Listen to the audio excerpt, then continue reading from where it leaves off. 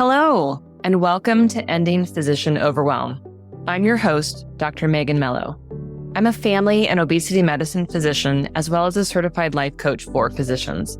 In this podcast, we talk about how the learned habits of people-pleasing, perfectionism, and a lack of boundaries show up in our lives and how they contribute to burnout, exhaustion, and overwhelm. The healthcare system is broken, my friends, but let's not wait for it to be fixed in order to feel better.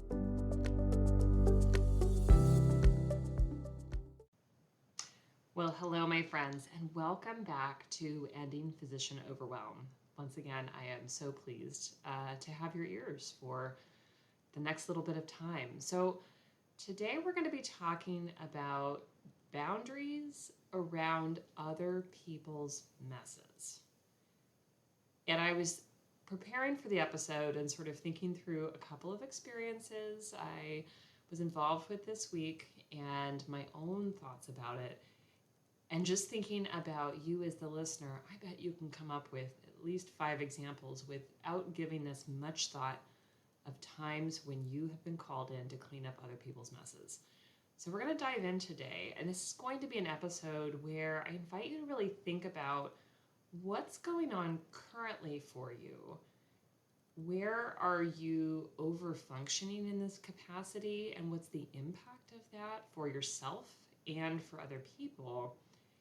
And what is the low-hanging fruit where you can get started in setting some boundaries so that you are no longer cleaning up other people's messes, feeling fully responsible, you're giving other people opportunities to do their own work. And we're going to talk all about it. So join in. Of course, it really depends when we are thinking about boundaries around other people's messes. What are the circumstances? If you have little kids or if you have teenagers, right, there's a big difference in what cleaning up messes looks like.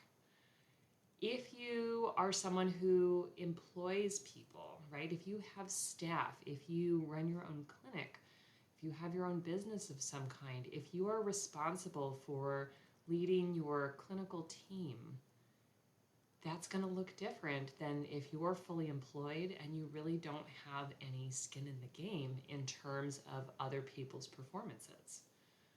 It matters, how do you interact with your colleagues? I think it matters, are you primary care in a large multi-specialty group? Are you a specialist? Are you a super subspecialist who, fixes a very narrow niche? This is going to look different for all of us. So again, as I'm talking and sharing ideas and examples, I want you to think, what makes sense for me in my life when I think about boundaries and other people's messes? So this topic came to me this week because I had not one, but 2 instances, and I'm not going to share a whole lot of details. One was related to a patient of mine who saw my colleague for an acute issue. My colleague ordered an advanced imaging study, ordered an MRI, but did so in a way, it was kind of through a secondary system so that none of us could see what had been ordered, what had been sent, what codes had been used. It was all kind of done through a secondary portal. The patient was getting on the schedule for this test, but the place where he was going to have the test done didn't have sufficient information to be able to get insurance authorization. And so there was just a ton of back and forth between the offices. And to be quite frank, we heard a lot of different stories about it. Yes, it was approved. No, it was approved. Ultimately, it was not approved. I happened to see the patient for his wellness exam on a day in the afternoon when we thought the test was scheduled for the next day and then it had been approved.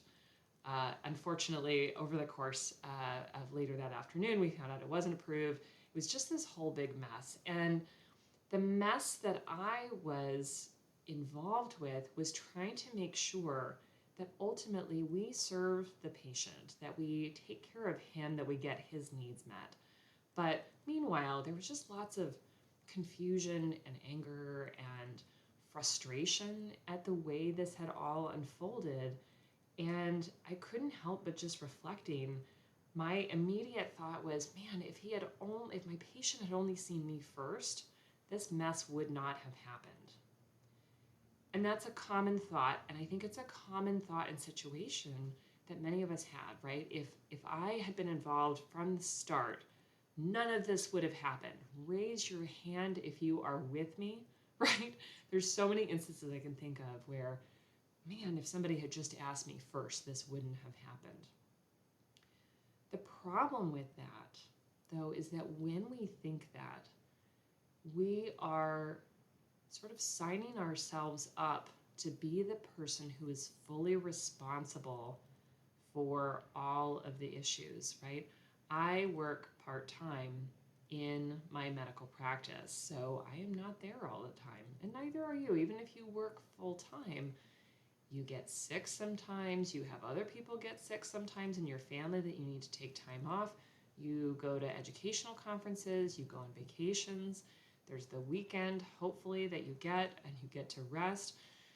There are lots of times when we are not 100% available for all of the things that a human experiences. And if you work as a surgeon, right, and you're on call for someone during the time that they are in the hospital and, in sort of your acute hands, that's one way that it looks. If you're primary care, then you've got people who are attached to you by name. Your name is on their chart, sometimes accurately and sometimes not accurately.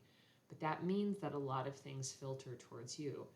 I want you to ask yourself right now, is it reasonable for you to expect yourself to be first call for all of the issues that happen with all of your patients?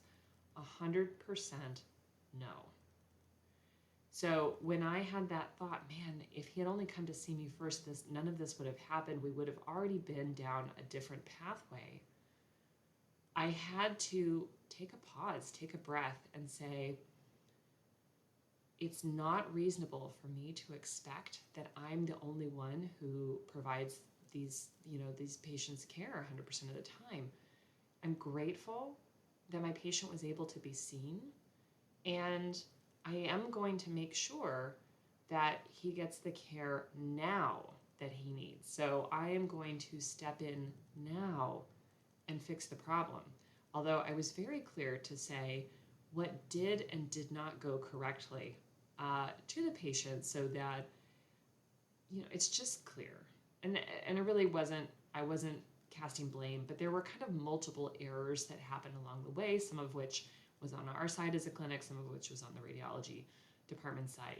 It was just kind of a mix of things. But I'm gonna take responsibility for moving forward, and I'm not gonna blame myself for not being involved now. Now that is boundaries work that I have done over time, but you can see I still get the message from my immediate sort of reactive brain that says, oh, you should have been involved from the beginning. I know that some of you listening know exactly what I'm talking about, because this is something that comes up when I coach clients all the time. And this is something that comes up when I just have casual discussions with any physicians anywhere, and we are talking about our frustrations. There are so many instances like this. It comes up too when there is some kind of a decision that someone on the clinical team made at some point that you would have done differently, but you weren't involved at that step, right? A schedule mistake or just a schedule difference. You would have scheduled them differently if you had the information up front. Again, we do not have the time or bandwidth to be involved 100% of the time and 100% along the way. And I want you to really ask yourself, do I really think that's reasonable, that I should be involved when the patient schedules an appointment? Trying to find a spot on the schedule that makes sense. None of this. We can't do it. We cannot do it. I don't think that there was ever a time when that was reasonable to expect that we would do that 100% of the time. I think it's lovely when somebody on the team can recognize, oh, there's something special going on, and I'm going to go and talk to that human, right? They're going to come talk to me and ask me because something has triggered, oh, this might be a different situation than usual, but it's just not feasible for us to have complete control there, right? We were talking last week about control versus freedom. We will not have 100% control, and I don't think that most of us really want that. We just get tired of cleaning up other people's messes. There are going to be times as well when you are the only person who can fix something. So our medical training is such that there are going to be times where your level of licensure, your level of skill or expertise, especially if you're, a specialist, and especially if you're a very niche subspecialist, right? There may be situations where you are the only person who really understands and knows what is necessary. Generally speaking, that's going to be a relatively small amount of the time, and I'm going to dive into that in a little bit more detail. But it's very easy for us to trace the line that because we have been sort of niched up, even if you're a primary care provider, right? If you're a primary care physician, you have advanced knowledge and you lead the team, even if you are employed, right? And you don't actually oversee anyone, your level of licensure is up at the peak. And because of that, there are just some things that only you can make decisions about, or only you have the skills, knowledge, expertise to solve. But it's very easy for us with our problem-solving brains to look back at all the other decisions that have been made, whether by colleagues, whether by staff, whether by the patient, and be able to see all of the instances where you would have made a different decision. And because you can see all of those things, it's very easy for you to think, man, I should have been involved at point X, Y, and Z. I could have cleaned this up, right? And to feel responsible, therefore, in a way that probably isn't fair or reasonable and doesn't really make sense. Raise your hand again, right? If I'm talking to you, do you take on an undue level of responsibility for other people's decisions, choices? I think, again, in primary care, we often get blamed for whether or not someone's chronic diseases are well managed. So do your patients have, higher blood pressure than we would like their goal to be when they come in, and it's documented in the chart? Is their A1C higher than whatever cutoff, HEDIS metric type thing? We often get blamed. And it's put up on charts on the wall, or charts when you log into the electronic medical record, especially if you're on Epic, you know what I mean, where we've got reds and greens. We interpret that as blame. And really, we need to see ourselves as expert consultants who have the ability to influence people's health, but we do not fully run and manage so many parts of their existence that are relevant here. I was talking with someone who is a surgical subspecialist that specializes in, pretty complex cancer-related surgeries. She happens to live and operate in an area of the country where there is a large cancer burden with the particular kinds of cancers that she treats. And a lot of that is related to environmental and occupational exposures, lifestyle measures like tobacco use, alcohol use, any number of other sort of factors go into that. And it's very easy when you are the person who is expert in treating the really bad stuff that happens to people's bodies when they're exposed to so many of those chemicals, and carcinogens. It's very easy to think, I am fully responsible for these people's disease. It's not true, and that thinking is so tough to get out of our heads because we have been trained to take on such high levels of responsibility. It's absolutely true that she has the knowledge, skills, and expertise to provide excellent care for the advanced cancers that she sees. That is 100% true. But is it reasonable to expect her to be fully responsible for the volume of these complex patients? No. No, because there's a huge volume. This is something that comes up quite frequently for us as well, and really feeds into moral injury, right? If you are very skilled and knowledgeable and expert on certain medical conditions, or just, you're just an excellent primary care physician, and there is an undue burden, right? There are too many patients who need or want your skills and expertise. So many of us flip into overfunction mode for years because we feel like we have no choice, right? We know that we can help people. We know we have the knowledge, skills, and expertise to do it. And most of the time, we also know that we do not have the capacity to be able to meet the needs of so many people. Think about really overpaneled primary care physicians, right? Somebody who's not on your panel comes in, they share a story, you resonate with them, you know that you can provide them the exact kind of care and the quality of care that they deserve, right? I'm speaking to all of my, I'm gonna lovingly call you my bleeding heart primary care physicians. I'm with you, I know you, I love you, I am you, right? But you hear their story and you think, I could take such better care of you than you are getting right now, right? We have a desire to rescue them from the mess that they're in, and we already know that we are already overpaneled, that we already have too many patients that we provide this same high level quality of care. And if it's not harming us, that's fine. But many of us are drowning. We are drowning. We are sacrificing ourselves and our needs and our wants over and over and over again. It's really important that we understand this piece.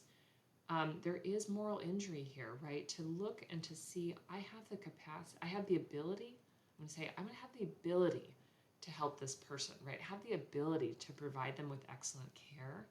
And I don't have the capacity, other than continuing to squeeze myself harder and harder, which has very big implications on our health, our sleep, our relationships. All of those things are important, right? But when we have that moral injury piece, right? When we have that ability to see that this person is suffering and I could relieve it, but it's going to take me taking on some suffering, you can see why we end up making the choices over and over and over again that we make at the harm of ourselves. It's very hard to change that pattern. It's doable, but there's some cost there too, and I want to acknowledge that. When I'm working with someone to make changes here, to have us acknowledge that there is a need. There is a need for the wonderful care that they provide. And it's not reasonable to have not enough of you to be able to take care of the volume of patients that are going on. It's not reasonable for you to sacrifice years and years and years, to sacrifice your health, your important relationships, the ability to go and have fun and rest, right? Like normal humans. It's not reasonable, but we have to see that the burden, the number of patients who need your skills and expertise is not your mess. It's not your mess. It's the system's mess. It's the big healthcare system's mess. It's your immediate healthcare system's mess. And we so often take on this burden of thinking, if I don't say yes here, if I don't sacrifice, if I say no, right, then the suffering continues. And yes, that's true for an individual patient, but unfortunately, we reinforce that the system is working just fine when we continue to add to our own suffering in order to relieve the suffering of others. This is not easy stuff, right? It's not easy stuff to set boundaries. This is a big mess, right? That happens a lot. But again, I want you to see that it's costing us. It's costing us quite a bit. We need to be able to recognize what is going on, to be able to take care of ourselves. The training we receive in sacrificing our sleep, our time with family, our autonomy, that is not intended to be indefinite. None of us would sign up for that, right? You can't continue to sacrifice your needs and wants for years and years and years and continue to be a happy, healthy human. Show me an example. It's not true. It's just not possible.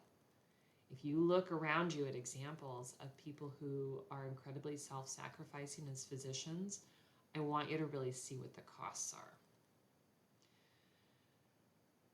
I'm going to swing us a little bit. That got pretty heavy, and it is a very real challenge that we experience. But I also want to acknowledge that we've got some lesser challenges, lesser situations, right, where we can have an impact. And I want you to see how you deciding that you're going to set some boundaries around other people's messes really will help everyone, even though there can be some short-term pain.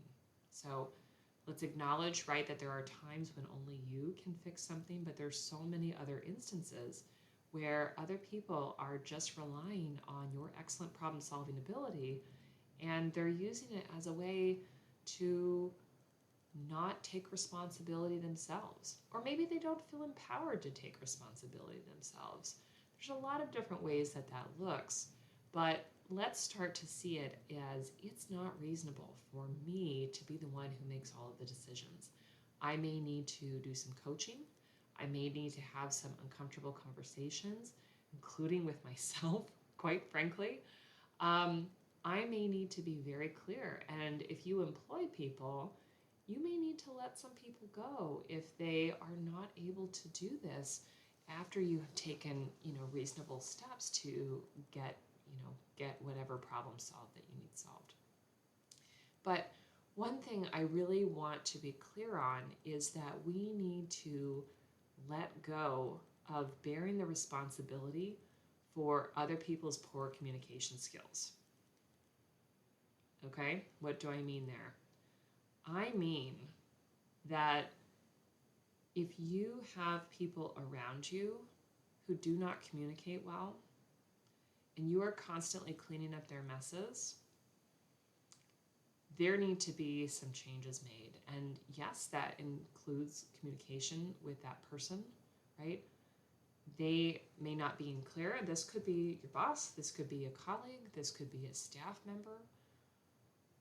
They need to know, especially if you are constantly going behind them and cleaning up their messes, they need to know that what they are doing is not working. Now, I hear you. Some of the time, you're telling me, hey, I've already told them that. They already get the feedback. Okay. If they have already been told and given opportunities to improve, it's time for you to set a boundary. So let me give you some examples. Let's say you have a colleague who constantly is rude to staff, belittles them, is short with them. And you can tell, of course, that that's having an impact. My job is not to flip that and make excuses and overfunction to keep those people in place. That's not my job. It's very easy for me to think that that is my job. It is not my job. Now, what I choose to do is I choose to communicate to those individual humans that I see them and I see what they are and they're not doing, and that I don't think that that communication is appropriate. I might tell them that. And that was another thing that happened this week. I'm not going to give any details because I don't want them thinking that what just happened was okay. I don't want them thinking that someone else's poor communication skills are okay. But I also am done making excuses for that person. I'm not going to do it anymore. I want the people involved to take responsibility for themselves and to bear the consequences. So it is important to me that the humans involved know that I think that was unfair criticism and feedback, but I can only do what I can do, right? And I'm not willing to do more in order to preserve the situation because that's not really appropriate. When we are constantly cleaning up other people's messes, when we are constantly problem solving for other people, we are not giving them the opportunity to do the work and make the improvements themselves. That needs to happen in order for things to change. No one is going to look at you cleaning up the messes and think, oh, I really should make a change because I see them doing all this work over here. The healthcare system isn't going to look at you and see that you have been on call an unreasonable amount of time or that you're working, until 9 p.m. at night. They're not going to look at you and say, we really need to solve this problem. They are not going to do that. So we need to let go of that idea, right, that everyone else will see how hard I'm working and they will make adjustments. No, we need to set some boundaries and decide what we are or we're not going to do. We also need to let people have responsibility for their relationships. So if you are the person in the clinic or in the hospital who always gets questions first because you are the easy one, we need to set some boundaries there too. We need to say, this patient actually belongs to Dr. So-and-so, and you'll need to go and talk to them about it. We need to give other people the opportunity to fix their own messes, right? If Dr. So-and-so has heard that they're having a difficult time communicating with patients, staff, and they have not chosen to make improvements, I'm not going to overfunction in compensation for that. That's a boundary that we have to decide on. And again, you're going to need to decide for yourself what's appropriate and what's not appropriate. But we collectively, as women physicians, need to let go of taking on the often invisible burdens of fixing all of the healthcare system's woes and what we consider to be maybe not great care experiences from other people. It's not just other physicians, right? It's other people. I cannot fix all of those things. What I can do is I can meet someone right here and now. I can acknowledge their experience.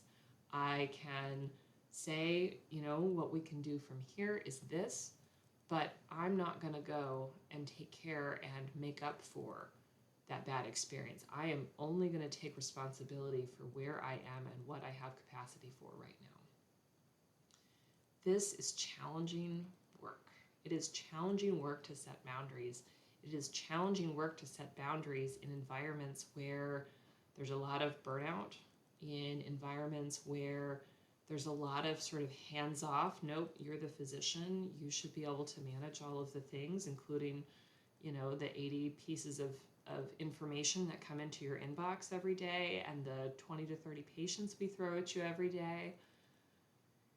When we keep functioning and assuming that we are ineffective because we can't keep up,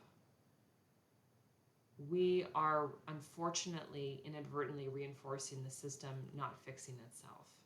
So again, I want to invite you to set some boundaries and figure out for yourself, where am I over functioning? What am I going to let go of?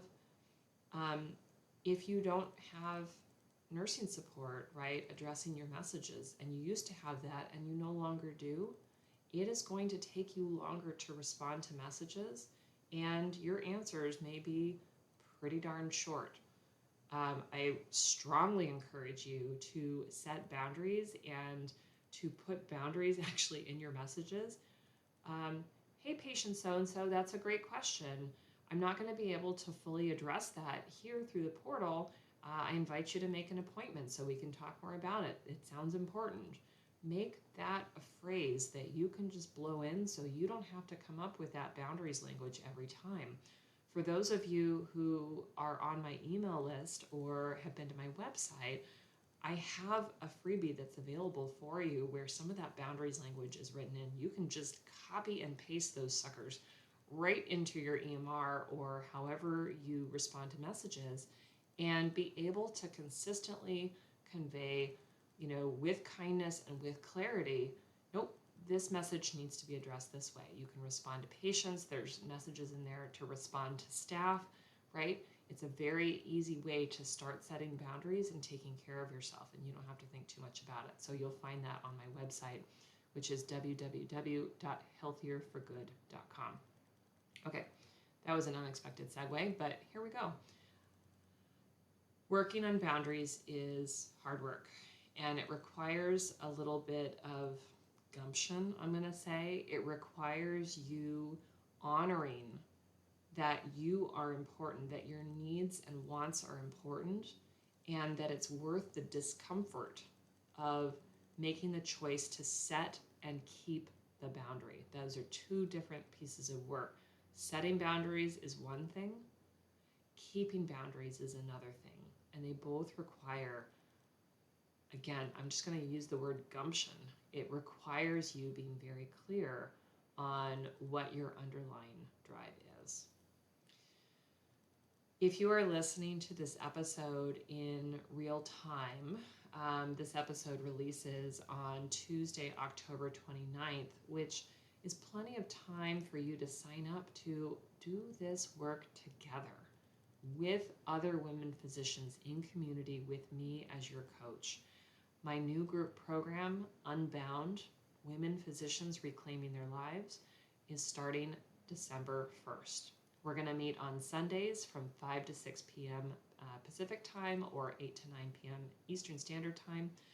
And I'm giving you an opportunity to also bring a friend. So there's a special discount price that's available if you bring a friend along so that you can pair up and do this work with our larger community, but also in community with your friend or colleague.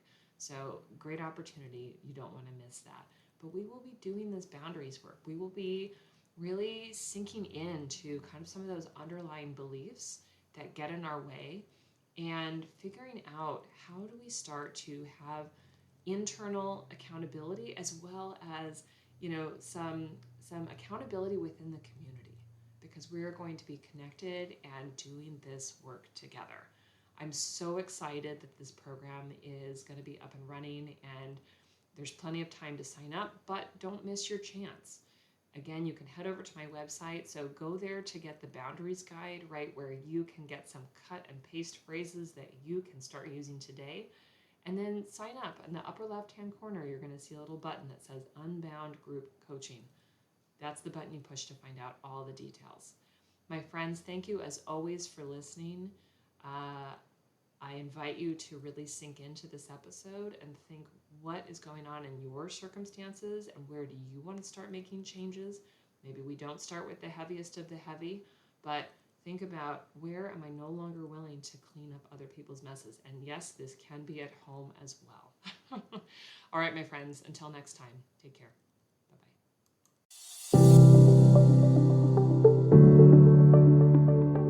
Well, that's our show for today. Thank you as always for listening. To learn more about my coaching programs, head to www.healthierforgood.com. And if you love this podcast, please drop us a review on iTunes or support the show by clicking the link in the show notes. Until next time, take care.